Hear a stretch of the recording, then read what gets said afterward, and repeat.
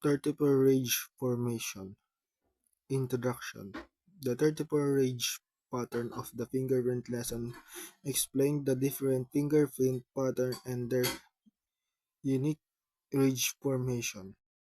1. Core. The core is the approximate center or heart of a fingerprint pattern but not the exact middle. It's located as close as possible to the center of the pattern area. 2. Delta. Delta is the point on the first ridge formation, found at or directly in front of the nearest the center of the divergence of the type lines. They PISO 2008 P36. Diverging ridges. Diverging ridges are two ridges running side by side and suddenly separating, one ridge going one way and the other ridge going other way. Ridge crossing. Ridge crossing is a point where two ridge units intersect. 5. Shoulder of aloof. Shoulder of aloof are the point where the sufficient recurve start to curve or form. 6. Enclosure. Enclosure is a bifurcation which does not remain open but in the legs of bifurcation after alongside for a short distance come together to form a single ridge once more. 7. Type lines. Type lines are the two most innermost ridges that start parallel, diverge, and surround or tend to surround the pattern are of a loop or whirl. 8. Bifurcating ridge. Bifurcating ridge is single ridge which split into two forming a Y-shaped structure. The point where the ridge separate is called bifurcation. 10. Packering ridge. Packering ridge is a kind of ridge that appears curly, irregular in appearance and growth cases at several ends.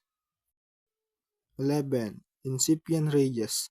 Incipient ridges are ridges that were never counted because they are only the result of dirt, blurred impression, dirty fingerprint, paraphernalia, and other factor. Montonjo 2006 Lesson 2.5.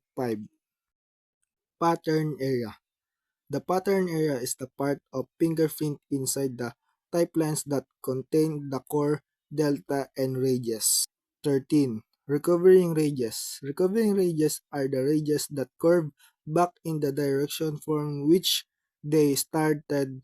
They are something called looping radius.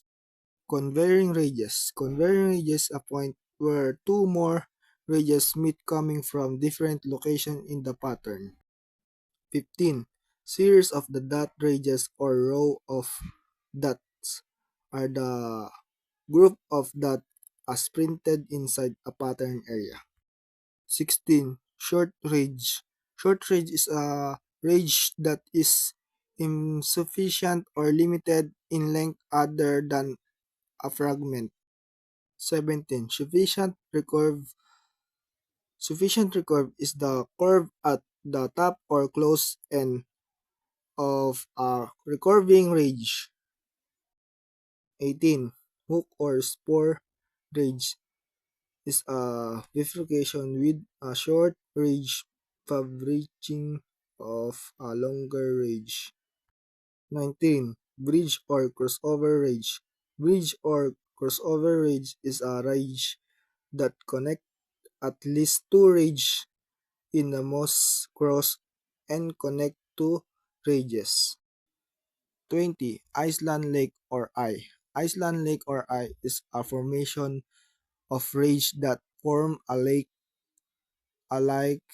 smaller in size than the enclosure. 21. Trifurcating ridges is a single ridges that divides into three friction ridges. This is sometimes called fork. 22. Double bifurcation.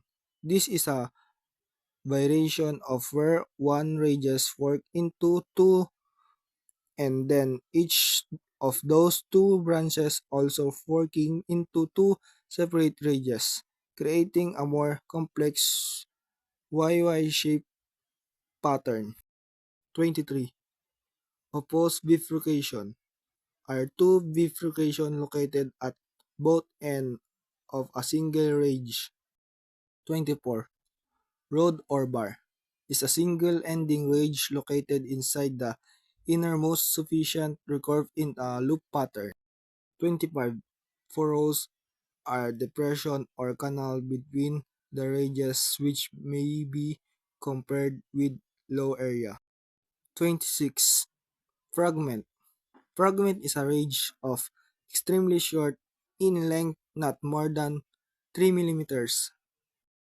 27. Dot ridge is any dot or point that can be observed inside a fingerprint pattern. 28. Ridges are wrist line of skin on the fingers, palms, toes, and sloes that form pattern like loops, swarm, and arches. 29. Series of short ridges is a well-formed ridges group of short ridges found inside a pattern area. These ridges called appear also as broken short ridges between. 30. Staple ridge is a recovering ridge on the center of pattern area. It can be located along the looping ridge. 31. Creases are usually thin, usually straight, narrow with white lines running transversely or form side to side, causing the puckering of the ridges. 32. Disassociated ridge are usual ridge structure which does not have a well-defined pattern. The ridges are extremely short. They appear like series of patches caused by disturbance during developmental process at early fetal life or an individual. 33. Pores are tiny opening along fingerprint ridges that release with their position, shape, and size are unique, making them useful for detailed fingerprint identification. 34. Ending ridge is a broad end of any ridges formation. Conclusion. In a conclusion, the 34 ridges of a fingerprint play a vital role in distinguish individual identity. Their unique agreement enhance the accuracy of biometric system and forensic investigation. Understanding and analyze these ranges deep our ability to securely identify individual in both scientific and security related application.